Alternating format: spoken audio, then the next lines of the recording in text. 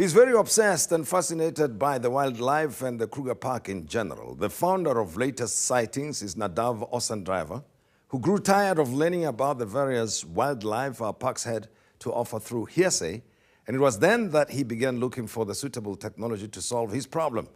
And Latest Sightings was founded in 2012, and it has become quickly one of the top 10 most viewed channels in the country, with its offerings of wildlife information, videos, and incredible sightings.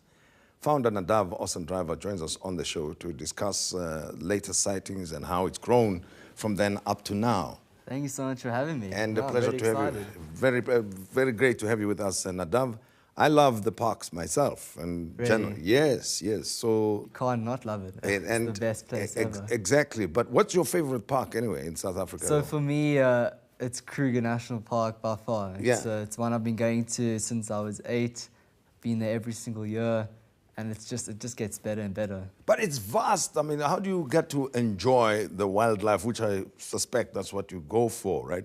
Or just the wild itself, being in the open space. Exactly. I mean, the Kruger is a huge place. You know, it's bigger than some countries in the world, and so if you want to go there and you want to see a lion or an elephant or something like that, it sometimes gets really hard. You have to drive around, kind of understanding the bush, or if you're a first time there, you have no idea where to go. You're just driving, hoping for the best. And so that's kind of the problem that I had growing up, going to the game reserve, going there and just, spending a lot of time not really seeing much. It's amazing to be there, but you go there and you want to see animals. And so that's kind of the main reason why I wanted to start Latest Sightings, the community of people who are sharing what they're seeing in real time. So it gives people a heads up in the park where to go, but also people around the world can now follow these sightings, learn to love wildlife, and learn more about wildlife and their behavior and stuff like that.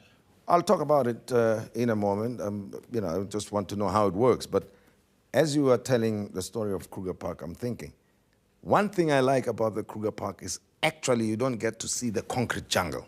Whether there's any sighting or not, you don't see any skyscrapers anywhere when you are inside there. At least that's the first benefit, you see, of visiting the Kruger. Yeah, no, definitely. You go to the game reserve to relax and get away from your stress at home, whatever problems you have back in the concrete jungle. When you go to the Kruger, the second, any game reserve, the second you enter through the gates, you kind of feel like, this calmness, blowing over you. You're now on holiday. You're now ready to spot some amazing game. Now, let's talk about the Latest Sightings, how it works. You say in real time.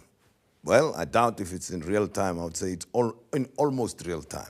Yeah, so by almost real time, it's probably a few seconds delay. But we try and make it as soon as possible. Are you kidding me? What do you do? I mean, you connect and you plug in and then you focus the cameras on whatever you're seeing at the time. Yeah, exactly. So we don't actually do cameras. So what we're about is about kind of a service of people in the game reserve. So again, if you're driving on one road, there are hundreds of roads around you, and there could be a cheetah there, it could be a lion, it could be something interesting, an elephant, buffalo, something like that.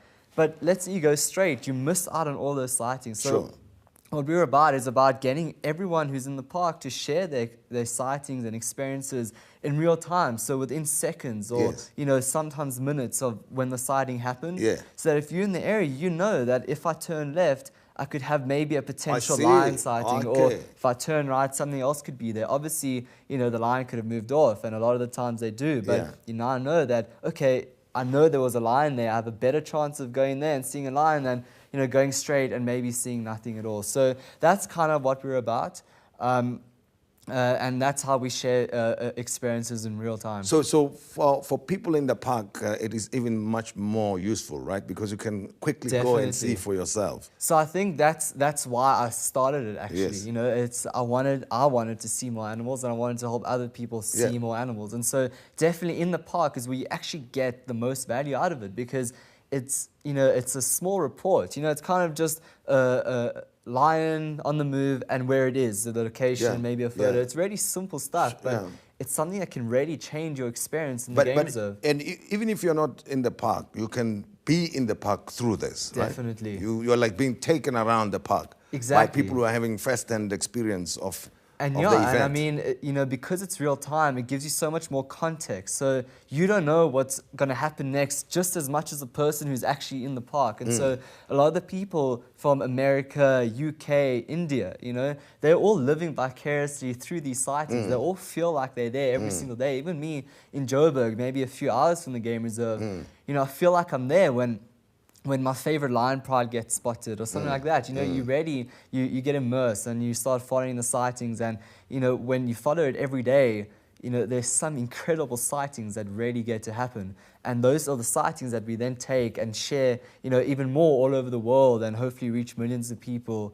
Like you said, our YouTube channel, we've reached 351 million people around the world. 351 million, that's So a substantial number. every second we're getting 5 views almost. Yes. We were getting about 300 to 600,000 views a day. Yes. And so that's 600,000 people around the world that are now learning about wildlife and watching it and wanting to book, you know, to go to South Africa. I can imagine and, it does probably drive visits to the different parks. Yeah, we right. spoke only about the Kruger Park, but what is your favorite? Which park do you think has yielded the most of the sightings? So because I started this in the Kruger, it's the one that's grown the most, and so that's by far very active.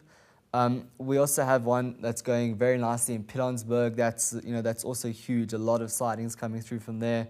Last week, actually, we started India. So if anyone watching, they can go to Latest Sightings India on Facebook and start following the tigers and the black panthers or the Indian wild dogs and and those animals, which are completely different from what we get here. And it's also fascinating. It's already, I can see people in South Africa have followed it.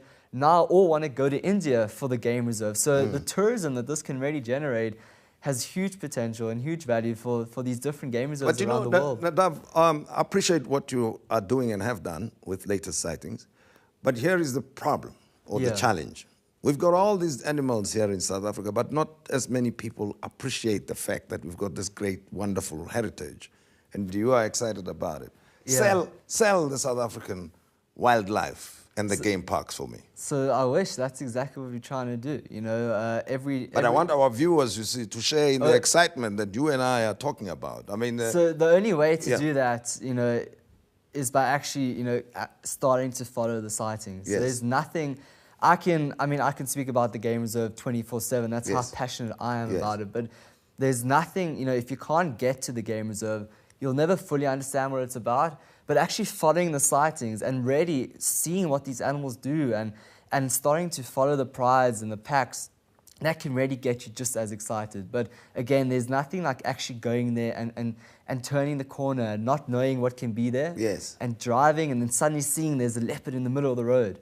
And how hard it is to see a leopard and there's sunny in the road. And I'm saying that because, with rhino poaching, for instance, and the competing interests in the country, there are people who have said, or who are of the view that we're investing too much money in trying to protect the wildlife. We've got other priorities. We can always dispense with wildlife. What do you say to such a person? If you were told, Nadav, this business of yours is not going to, because we're now going to put a huge development there and open up mining and start all kinds of things. What would you say? Yeah, so I mean, it is it's a big issue that's happening. I mean, the Kruger, as I said before, it's the size of some countries. So if you had to knock it down and put buildings there and build companies in that area, could potentially make a lot more money. But wildlife and Kruger is our heritage, and so what I see sandparks are trying to do, or different people, they're trying to build the Kruger itself up into generating a bit more money so they can justify keeping that land as wildlife.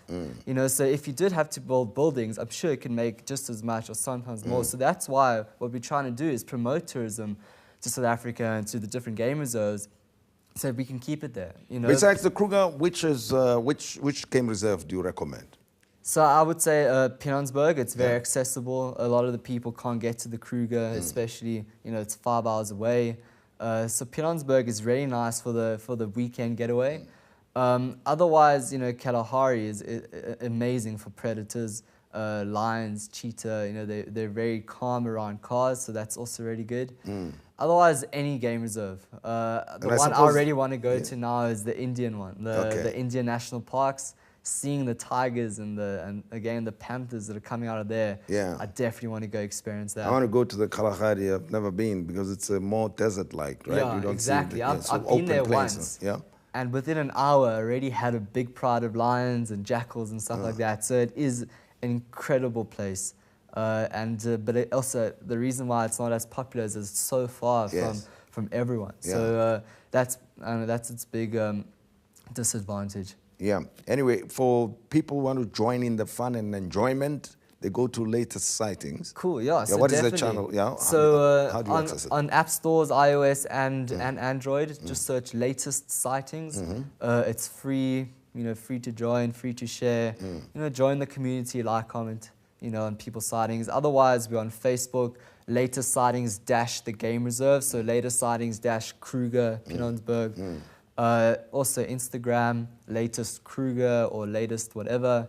Twitter, Periscope, Snapchat, Latest Sightings. Snapchat's growing pretty nicely. And that's also really fun. Quick updates, Latest Sightings, that's the username. And we're everywhere, and especially YouTube, youtube.com/Latest Sightings. Yeah. Well, I love the wildlife and the game reserves, the parks myself. And thanks for the wonderful work that you have started and taking South Africa to the world. Thank you. And as what's the slogan? Is it SA and bringing the world to South Africa, something like that? Yeah, so, well, that's exactly what you're trying to do. Nadav Ossendryver, thank you very much. Founder of Latest Sightings, talking to us about the excitement that one feels and the thrill of witnessing wild animals in their habitat. And of course, to enjoy the same, you go to Latest Sightings. Thank you.